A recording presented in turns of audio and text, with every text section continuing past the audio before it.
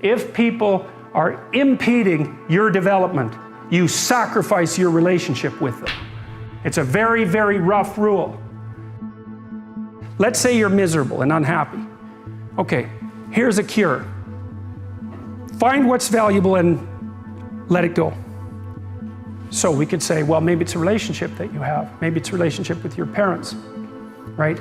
And the relationship is pathological, but you're locked into it, you value it, and no wonder, because it's a relationship with your parents. And you're suffering terribly because of it. Well, what do? Maybe you let it go. It's a sacrifice. And the idea is that, well, that'll clear the future for you. Well, very frequently when people are suffering terribly, not always, because sometimes you just suffer stupidly, blindly, and without recourse, you know. You get cancer and then you die. So we have no idea how to deal with that.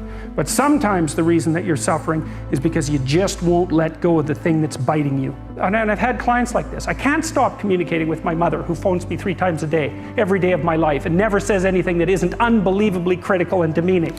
I can't let that go. That's not such a good idea.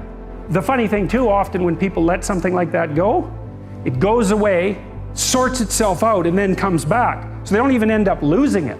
But unless they're willing to let it go, to sacrifice it, they make no headway whatsoever. And I'm not saying I'm a great man, but I'm telling you this here though, I ain't what I was. You might not think all that much of me, but you would if you knew what I was though. If you'd have saw me when I had a severe stuttering problem and I couldn't talk outside my house, you would think much of me if you saw me when I flunked out of school. I'm on my 3rd marriage. You would think a whole lot more of me if you knew me when I was living in that car for 3 years. Cause see, what he turned me into was something I never thought I didn't think I'd ever be this. People come to me from everywhere. I meet with kings and queens. I was in Botswana with the president and the first lady of Botswana. Then I met the crown prince of Abu Dhabi. He came out of his chair at the race to come meet me. You know why he came to meet me? Just simply because of my gift. I make people laugh. It put me in the presence of great men. That's what my gift has done for me. That's what your gift will do for you. That scripture is talking about you. Look, man, identify that God-given gift and get to pursuing it. Maybe you here because you need to hear this here. Maybe you here because you need to dust off your dreams. Maybe you need to explore your imagination. Maybe you just need to identify your gift so you can quit tripping in your own life, trying to figure out what you can do. There was a statement, I think it was Pascal, he said, you know, all of man's problems arise because he cannot sit by himself in a room for 30 minutes alone. And it's very true. I always needed to be stimulated. And when the iPhone came along, boredom was dead. I would never be bored again. Even if I'm standing in line, I'm on my iPhone, and I thought it was great. And when I was a kid, I used to try and overclock my brain, be like, how many thoughts can I think at once? The answer is only one, but I would try to think multiple thoughts at once. And I was proud of that. I was proud that my brain was always running, this engine was always moving.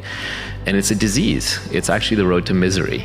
And now that I'm older, I realize you actually want to, again, rest your mind. You want to learn how to settle into your mind. And now I look forward to solitary confinement. You leave me alone for a day, it'll be like the happiest day I've had in a while. And that is a superpower that I think everybody can attain.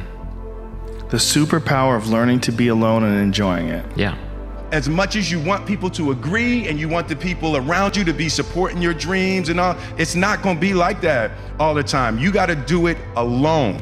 And people will help you, and when you get the ball rolling, people will jump on. But if you don't believe, nobody else is going to believe. People come along because your belief is so insane, that your belief is so strong, that makes people be like, yo, this crazy. Following your dreams is a lonely, solitary, scary, dangerous pursuit. You can't wait for somebody to think you can do it. Because they don't think you can do nothing they can't do. It's a lonely, scary, dangerous pursuit, and you got to be willing to risk everything to become that seed of what you believe is in there. You got to be fearless. You got to be relentless. You have lots of reasons to be. God, there's reasons to be resentful about your existence. Everyone you know is going to die. You know, you too. And there's going to be a fair bit of pain along the way, and lots of it's going to be unfair. It's like, yeah, no wonder you're resentful. It's like act it out and see what happens. You make everything you're complaining about infinitely worse. There's this idea that hell is a bottomless pit, and that's because no matter how bad it is, some stupid son of a like you could figure out a way to make it a lot worse. So you think, well, what do you do about that? Well, you accept it. That's what life is like. It's suffering. That's what the religious people have always said. Life is suffering. Yes. Well, who wants to admit that? Well, just think about it. Well, so what do you do in the face of that suffering? Try to reduce it. Start with yourself. What good are you? Get yourself together for Christ's sake, so that when your father dies, you're not whining away in a corner, and you can help plan the funeral, and you can stand up solidly so that people can rely on you. That's better. Don't be a damn victim. Of course you're a victim. Put yourself together. And then maybe if you put yourself together, you know how to do that. You know what's wrong with you, if you'll admit it. You know there's a few things you could like polish up a little bit, that you might even be able to manage in your insufficient present condition. And so you might shine yourself up a little bit, and then your eyes will be a little more open, and then you can shine yourself up a little bit more, and then maybe you could bring your family together instead of having them be the hateful, spiteful, neurotic, infighting batch that you're like doomed to spend Christmas with. So then you fix yourself up a little bit, kind of humbly, because, you know, God, you're a fixer-upper if there ever was one. And then you got to figure out, well, can you figure out how to make peace with your idiot brother? And probably not, because he's just as dumb as you, so how the hell are you going to manage that? And so then maybe you get somewhere that way, and your family's sort of functioning, and you find out, well, that kind of relieved a little bit of suffering, although it reduced the opportunities for spiteful revenge, and that's kind of a pain in the neck. And so then you get your family together a little bit, and you're a little clued in then, at least a bit, because you've done something difficult that's actually difficult. You're a little wiser, and so then maybe you could put a tentative finger out beyond the family and try to change some little thing without wrecking it.